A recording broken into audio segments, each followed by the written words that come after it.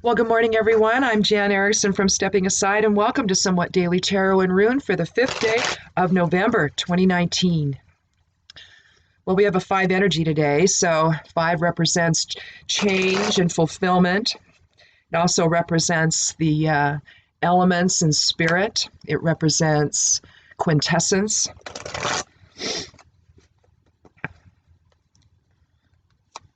So we can think of this maybe with the pentagram. You can think of it also as a day of safety and protection, perhaps of self or others. We have an 11 months, so it's a master number for illumination. I love the 11s. Just wait till we have an 11 day. The best, of course, was 2011, where you could have the triple 11.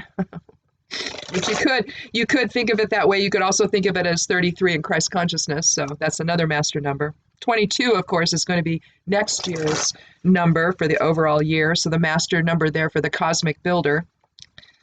So we have a lot of soul energy right now that's just, trying to inform everything. Things are kind of in conflict, whether you look upon it, countrywide, worldwide, or even perhaps just in our personal lives. Unfortunately, the effect of the 2016 presidential election has not been good in terms of relationships between people.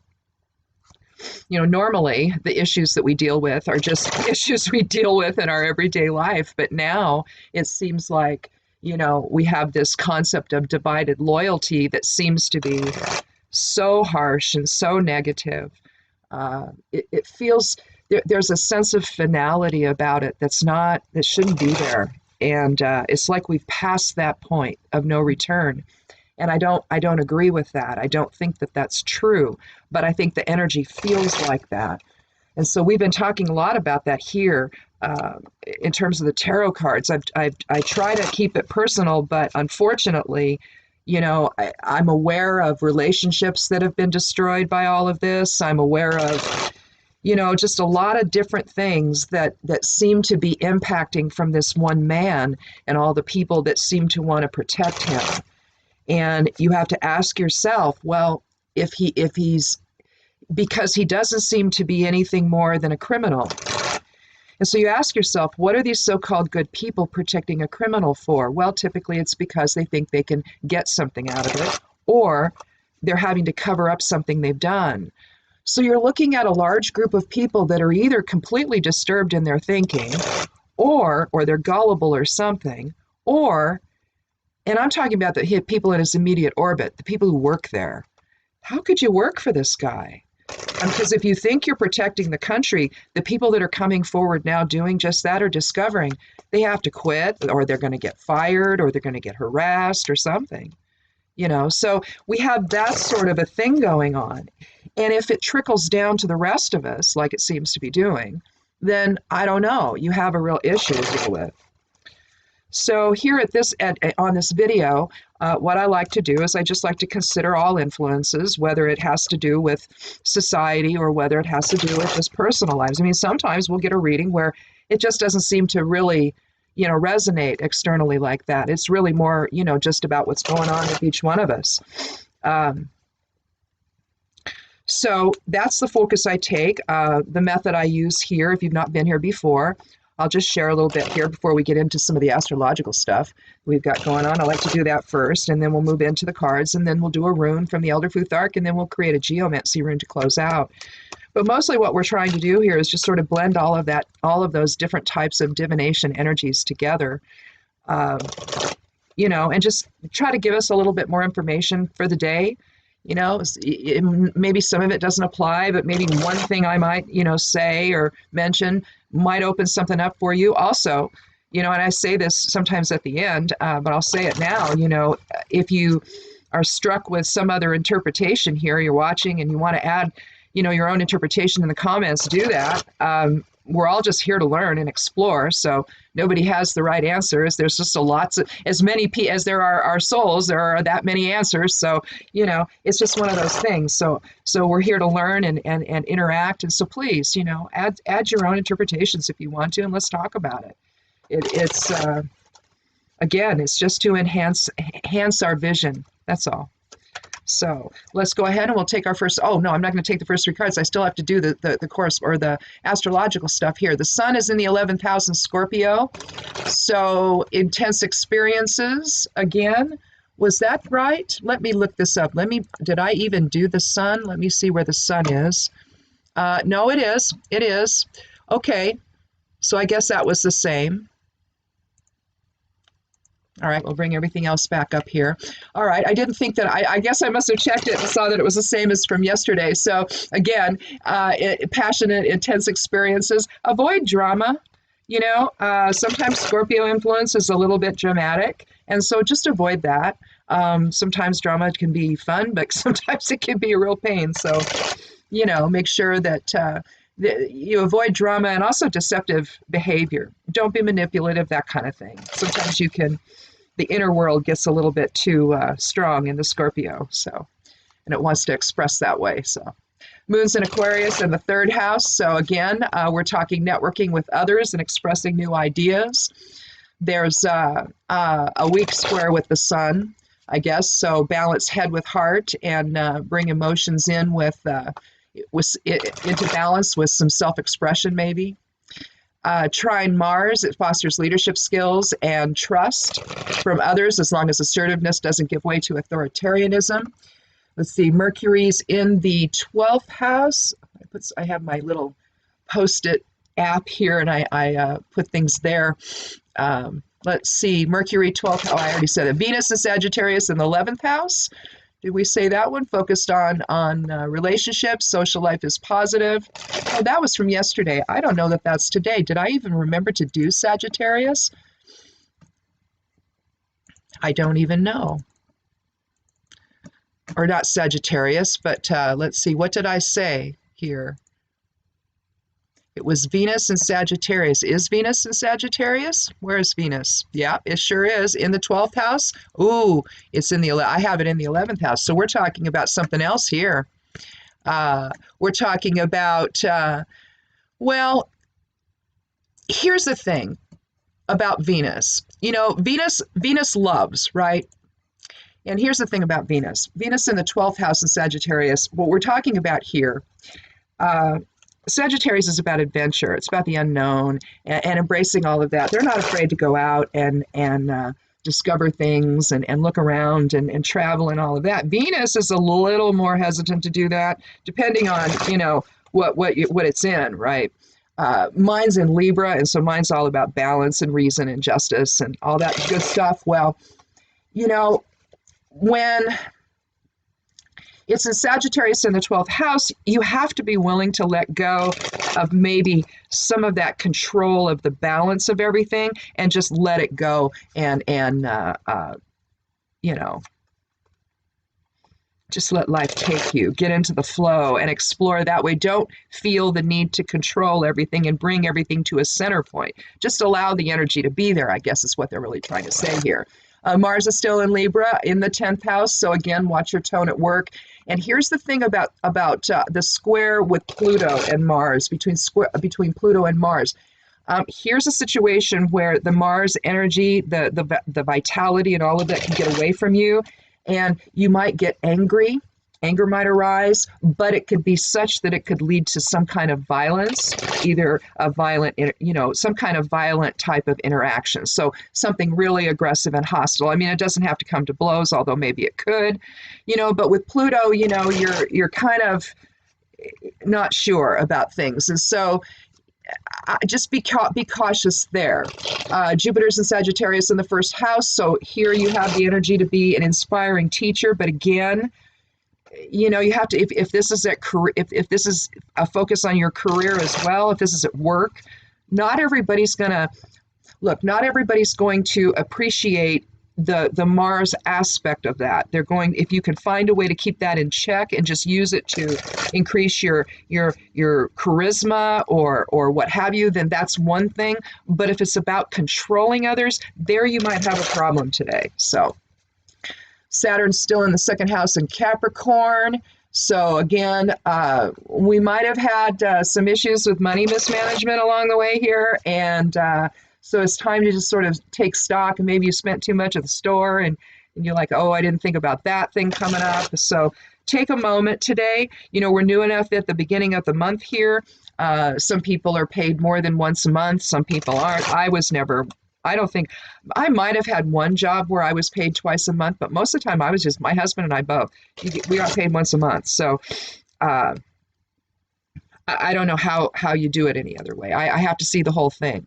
The thought of having to, and I think that's where people get into trouble. If you're paid, you know, bi-monthly or what, you know, or rather every other week, whatever that's called, bi-weekly, is that what it's called? Anyway, if you're paid that way, I can see where it might have you might have a more difficult time figuring out, okay, what does this pot of money go for and what does that pot of money go for? So that might be what they're really talking about. Not that you're necessarily, you know, always mismanaging your money, but just that check in today and see and make sure everything's fine that way. So, all right, that's all we need to do there, I think. Let me put this back up where I can see my rune list. And let's go ahead and take our first 3 cards.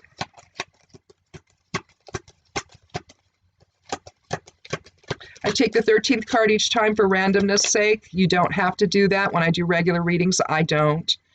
Let's see, let's get this down a little bit so I can see. Otherwise, I get this weird glare. My screen has to be at this certain angle. Otherwise, there's a glare on the cards.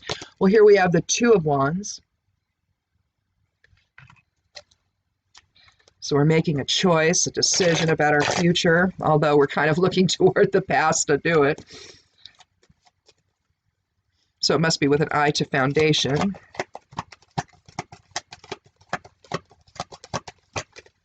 I'm not going to spend much time here. We have the Queen of Cups, a delightful woman. Emotional, compassionate, understands the greater picture, intuitive. And maybe she's trying to explain that to this guy. Maybe that's why he's considering the past a little bit in what he's doing in his future plans.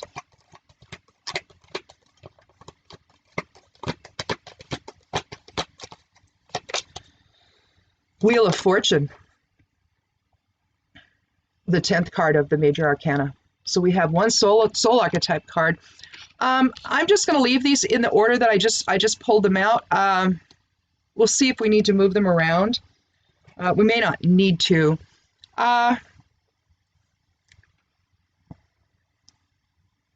So we've got a 3 energy here with this. So mind, body, spirit balance, catalytic presence, all of that. But here you're looking at,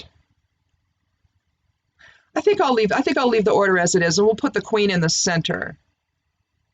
We'll have that type of energy maybe govern these choices, maybe. We might end up switching it though to have the wheel there. I don't know. But let's look at the 2. Let's look at the 2. I'm getting YouTube notifications here. We have the 2 of Wands. So Wands is about the fire element and our will, our creativity. So it's really about how we're going to make our way. It relates to Earth in that respect. It's you know, Earth is about our physical presence in life. So it's about our income, our work, our family, our home, our legacy, all of that. But there has to be a way to make that happen, right? And the fire element is the main way that it does. It's the impetus to go out and find your work and find your career, and it's that energy to go do all of that. And so here we have somebody that looks like a merchant. He's sort of standing before a cutaway there. He's up at the top of the castle. You see the wand over here, the staff over here, it looks like it's fixed, doesn't it? This looks like it's attached to the wall. So in a sense, with his foundation behind him, that's strong. It's like a given. It's not something that's going to change. All right, it's a fixed sort of thing. Here, though, he has this other staff higher up. It's resting on this top area here, the higher portion. Here you have the cutaway. So it's like the precipice for something new, right? He's looking out over the ocean or a body of water. You see some mountains in the background there, so there's going to be some challenges. You see the town down below him. And he's holding a globe in his hand, isn't he?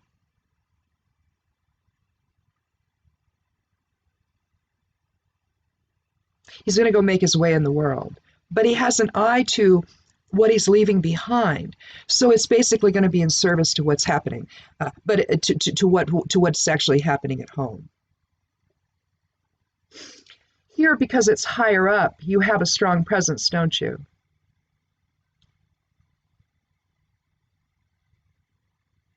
It's advancing in a way, whereas the other staff is staying behind. So you're going to find the balance then between going out and making your way, perhaps, and still preserving what you have at home. Sometimes, we forget about home. Sometimes we're so busy in our own thing, we forget to come home. Maybe we're somebody that puts a lot of hours in at work, and we need to figure out that there's got to be some kind of a balance there. The Queen of Cups comes into play, and maybe she's the one driving that awareness. The Cups is about our emotional presence in the world. It's about our intuition. It's about compassion. It's about awareness of others. And here you see her sitting next to the water's edge, almost one with the type of stones right there. You see the stones on the water's edge there, almost meld into her cape that she's wearing, her cloak that she's wearing. She's wearing a white dress, however, so to denote purity. She has a beautiful ornate crown. She's got sunflowers on the crown. She's got cherubs above, and a beautiful chalice that she's holding. You see this particular type of chalice in some of the older types of medieval oriented decks. I have another one that's, I can't think of the name of it. I don't use it though, but I wanted to get it because I thought the cards were so beautiful. It's sort of it's the Solabusca Tarot. That's what it is. And instead of the traditional major cards, they're using like Alexander the Great and people from history that are I think Parzival is in there, or no, not Parzival. Oh yeah, maybe so, because that's also in the Heindel deck. But they're using in that particular deck a totally different concept, and so I don't relate to it at all. But the suit of cups uses chalices like this one, so. It's just a really cool looking deck, and I had to have it when it came out, so just to have it. But anyway, we're talking about compassion and about awareness of, and again, she's looking toward the past. She's looking down, so there's also an element of the present moment in it.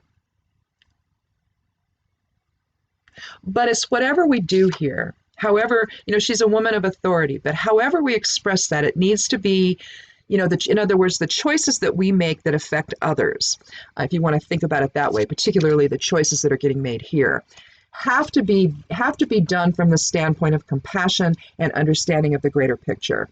And so that's why I think the Queen actually controls the reading today for us. Here we have the Wheel of Fortune. And we have the 10 up there. We see the elements all, they're all reading books, basically, and the elementals up there. We see the Sphinx holding a sword at the top.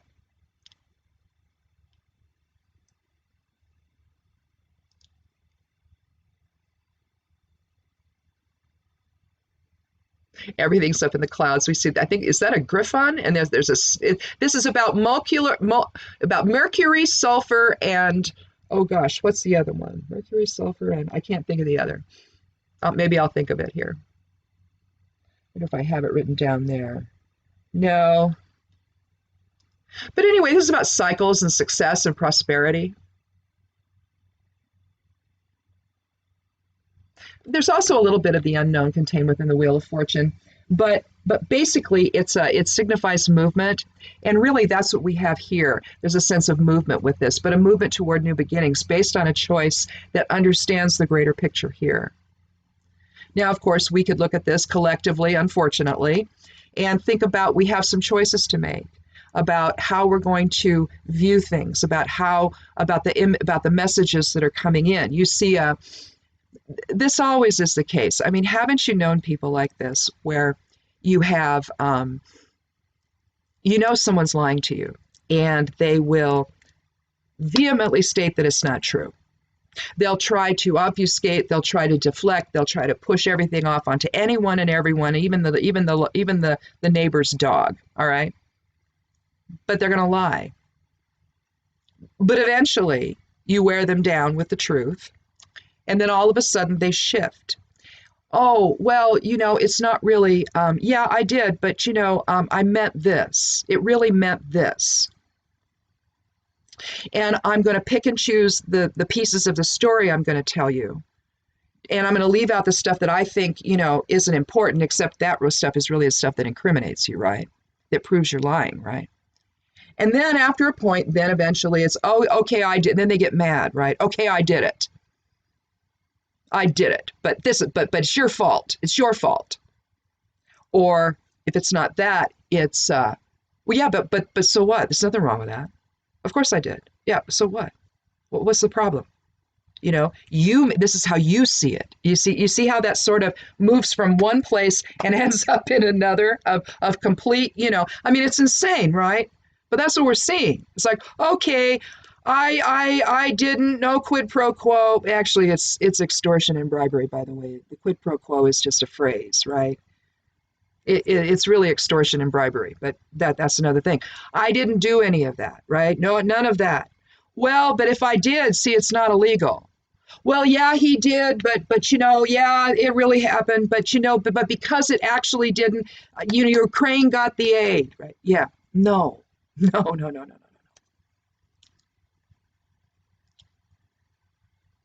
But you can see how all of that impacts the cycle in our country. All of that impacts how that wheel turns. Will we be successful? Will we be prosperous? The tax cuts only benefited the rich. Whatever little pittance anybody might have realized, it's not going to remain, all right? It's temporary. You're seeing that jobs are not being created like he says they are. You're seeing all of these numbers that get thrown out, the true ones get out there too, and so there's a difference. And unfortunately, that's the issues that we're dealing with right now. If you are experiencing the pull to go and make something of yourself, like we see here in the Two of Wands, that's something that you need to do. But you also have to have an eye toward what you're leaving behind. If you're somebody that, in other words, see the effect of your behavior. Currently in our government, what's happening there that's impacting so many, because now they're talking about, they're bringing up the idea before Thanksgiving of shutting down the government again. So people won't get paid. Lord only, and all because of the impeachment. Well, but you've committed crimes, dude. This is just the natural process of things. See, this is what they don't seem to understand. When you have, and that may be what we're suggesting here, and especially governed with the Queen. Because you have to understand the effect you have on others, the effect your choices has on others. So the Queen is asking us just to remember, there's more than just you in the picture, and compassion and that sort of, awareness of others has to come into play. We don't see that happening on the government level. We see it benefiting only him and likely, whoever his benefactor is, be it Putin or Saudi Arabia or Israel, whoever it ends up being, or if it's a multiple group of countries that seem to control this man, that's what you see happening. And there, the effect will be potentially worldwide. Just ask the Kurdish people, they're feeling his effect, right? So in other words, what you can see happening, in our country, you can extrapolate the message behind that for your own personal life. And so I think on a personal level, whatever decision we have to make about our future here today, about our career, whatever takes us away from our immediate surroundings, in other words, make sure that whatever that decision is based on the awareness that there's other people involved. In other words, whatever your decision is, whatever choice you make, it has an effect, and it has an effect on prosperity as well. It has an effect on security. Now, the Wheel of Fortune is traditionally a positive card, but you can impact that, by the choice you make. You might go and make a lot of money, but if your family never sees you, I don't know, maybe they live in a nice house, maybe your kids have nice clothes, maybe they have the latest tech equipment, maybe they have everything they could need, but they don't have dad. Or conversely, they don't have mom because They're out there doing other things. Well, we have Dagaz, which is the 23rd rune of the Elder Futhark. And again, yesterday we had Manaz, and that contains Dagaz. And one of the things, oh, I didn't remember to get my piece of paper, draw out my geomancy rune. So let me get that here real quick.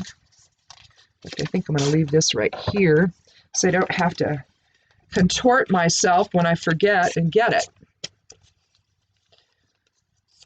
So let me find something that will write. Let's use this one. I'll draw out Dagaz for you, and I'll try to do it well. That's pretty good. Not perfect, but you know, I'm artistically challenged in that way, so I do the best I can. But here you have various things happening. But one of the interpretations I like, and not mine, it is energy at its saturation point becomes its opposite. Now, Dagaz means new day. All right, it means new beginnings, but again, there's a sense of completion and something new happening. We see, I'll show you, it's a bind rune. We see Kenaz in all four directions, which is the light of spirit, focused in all directions. You can see it up here, here, here, and here. I sort of explode it so you can see what these are made of. You know, the runes are individual in nature, but they're actually, a lot of them are bind runes. Most of them are. We also have Isa on either side, which is the 11th rune of the Elder Futhark. Also, 11 energy is master number for illumination. So again, you know, awakening is part of this. The light of spirit informing, moving from one state to another, you could say. So perhaps what we're doing here is not so much about the action involved, although yes, it's going to be about a choice, but it's about the emotional state that underlies all of it. The emotional awareness, the emotional intuition-based awareness that makes us understand, well, you know, this choice I'm making may not be the best one for my greater experience, you know, for my family. Maybe the choice I'm making in a job is not necessarily going to serve me well, something like that. And it's going to affect how things cycle, all right? It's going to have a negative effect on something that should be a positive cycle, all right? You know, we're talking here, Dagaz aligns with new beginnings.